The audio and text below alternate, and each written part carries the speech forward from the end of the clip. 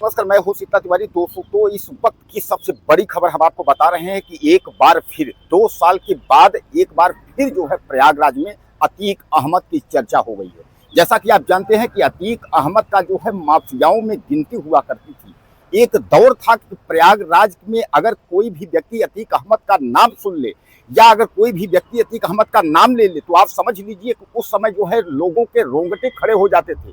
यानी चाहे जमीन का कारोबार हो, चाहे अपहरण कांड हो, चाहे रेप का कांड हो, चाहे मर्डर का कांड हो, यानी अतीक जो गैंग था वह एक इतना बड़ा सरगना था कि लोगों की निगाहें जो है वह जो अगर थोड़ा सा अगर अतीक की निगाहें अगर किसी उस पर अगर किसी पर पड़ गई तो लोग ये समझते थे कि ऐसा है किस तरीके से जो है हमको जान बचाना है और किस तरीके से जो है हमको क्या कैसे करना है। तमाम लोगों ने अपनी प्रॉपर्टी और जमीन यह सब छोड़ करके और जो है बेघर हो गए, यानी बहुत लोगों के घर जो है उजड़ गए।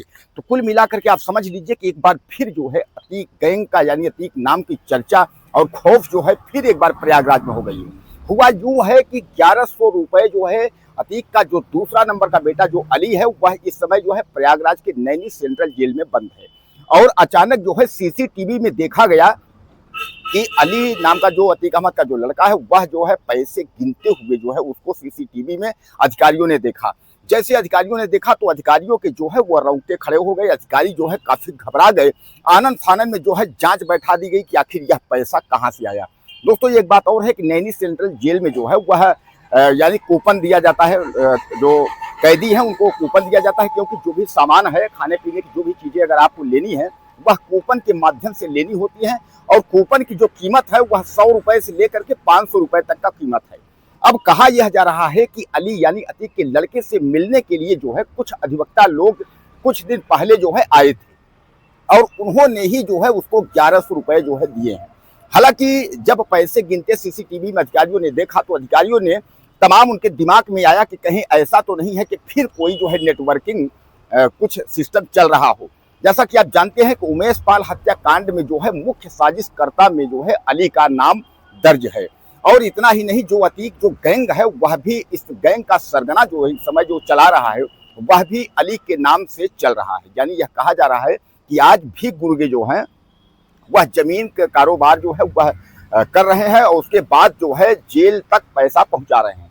लोगों का यह भी कहना है कि तमाम जो है जो उसके गुर्गे हैं वह इसमें लगे हुए हैं और गुर्गों का कहना है कि जमीन हम लोग औने पौने दाम पर जमीन को हम लोग बेचते हैं और जमीन को बेचने के बाद उसके बाद फिर हम लोग जो है यह पैसा जो है जेल तक पहुंचाते हैं। यह भी कहा जा रहा है कि नैनी सेंट्रल जेल में जो है सिविल लाइन यानी प्रयागराज के जो है अच्छे अच्छे माल और अच्छे अच्छे रेस्टोरेंट से जो है खाना पीना जो है अली का आ रहा है। यानी कहने का तात्पर्य मतलब ये है कि ऐसा सूत्रों की जो है मानी जा रही सूत्रों के अनुसार जो है इस सब बातों का खुलासा जब हुआ तो सिस्टम ने सरकार ने जो है जो नैनी के कांति जो है देवी यानी जो है जेल अधीक्षक यानी कहने का तात्पर्य यह है कि जो देख रेख जो 2 अधिकारी जो देख रेख में थे उनको जो है निलंबित कर दिया गया है। हालांकि निलंबित से जो है कोई बड़ी प्रक्रिया नहीं है। निलंबित से अधिकारी फिर अगला जो है बहाल हो जाएगा, तो सजा के तौर पर जो है निलंबित कर दिया गया है।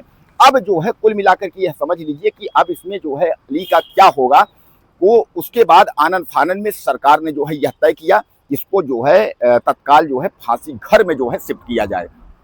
हालांकि मैं आपको बता दूं फांसी घर का नाम सुनते ही जो है वह गिड़गिड़ाने लगा, वह दहाड़ मार करके रोने लगा। अली नाम का युवक जो अतीक का लड़का दूसरा नंबर का है वह रोने लगा, वह चिल्लाने लगा, क्योंकि जो बैरिंग यानी फांसी बैरिंग है वह जो है अन्य कैदियों की जो बैरिंग है उस कैदियों की बैरिंग से जो है फांसी बैरिंग काफी दूर पे है। यानी जो और बैरिंग बनाई गई है कैदियों को रहने के लिए उससे काफी दूर पर जो है फांसी बैरिंग है।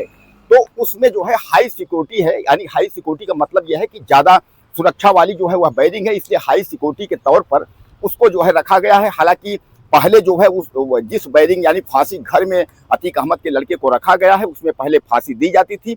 यह भी कहा जा रहा है कि 20 से 25 लोगों को जो है उस घर में फांसी जो है दी जा चुकी है।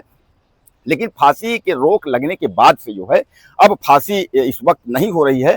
तो हालांकि वह जो बैरिंग जो बनाया गया है जो फांसी घर है वह खंडहरों में तब्दील हो गया है, लेकिन उसकी जो सुरक्षा है वह चौक चौबंद है यानी हाई सिक्योरिटी है, ताकि किसी भी प्रकार का कोई भी जो वहाँ कैदी रखा जाए जो हाई सिक्योरिटी में वह कुछ जो है गलत कार्य न कर पाए।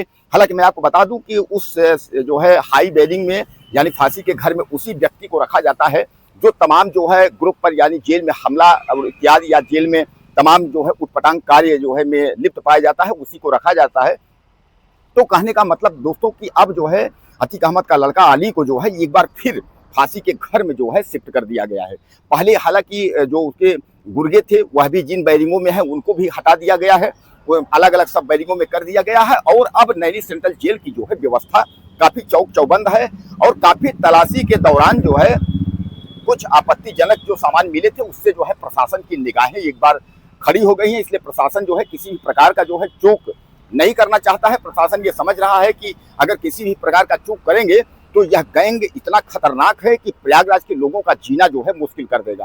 दोस्तों अतीक अहमद और अशरफ यानी इन दोनों भाइयों की हत्या जो है मेडिकल कराने वक्त जो है कालवन अस्पताल में ले जाया गया था। वहां जो है 3 शूटर इनको जो है गोली मार दिए थे। इनकी जो है हत्या 2023 में जो है वो हुई थी और उसके बाद तब से जो है मामला काफी इनके यानी अतीक जो गुर्गे हैं इनकी गिरफ्तारी लगातार हो रही थी और लगातार जो है इनकी गिरफ्तार करके उसके बाद इनको जेल के सलाखों में डाला गया और जो भी इनसे मिले जुले जो लोग जो गुर्गे थे उनके घरों पर जो है बुलडोजर चला गया। और खासकर बुलडोजर के कार्रवाई के अलावा जो है अभी भी अतीक अहमद की पत्नी शाइस्ता परवीन वह भी गायब है और गुड्डू मुस्लिम यानी इनको धरती खा गया या आसमान खा गया, यह दोनों नहीं मिले। यानी अतीक की पत्नी और खूंखार जो है शूटर गुड्डू मुस्लिम यह दोनों गायब हैं। अब अतीक के जो है वह 5 लड़के थे।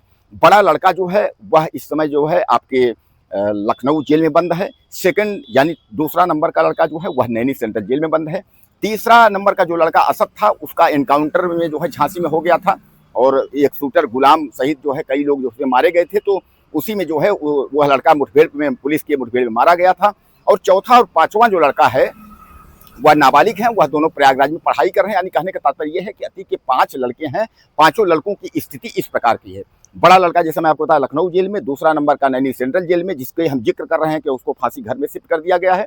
तीसरा नंबर का जो है इनकाउंटर मुठभेड़ में मारा गया। चौथा पांचवा जो है पढ़ाई कर रहे हैं। अब कहने का तात्पर्य यह है कि प्रशासन किसी भी प्रकार की जो है चूक नहीं करना चाहती है। प्रशासन समझ रही है कि अगर किसी भी प्रकार की चूक करेंगे तो उसमें जो है हीला हवाली करेंगे तो कहीं ना कहीं जो है दिक्कत ज्यादा हो जाएगी। इसलिए जो है एक बार प्रशासन जो है अतीक फैमिली को लेकर के और सतर्क हो गई है।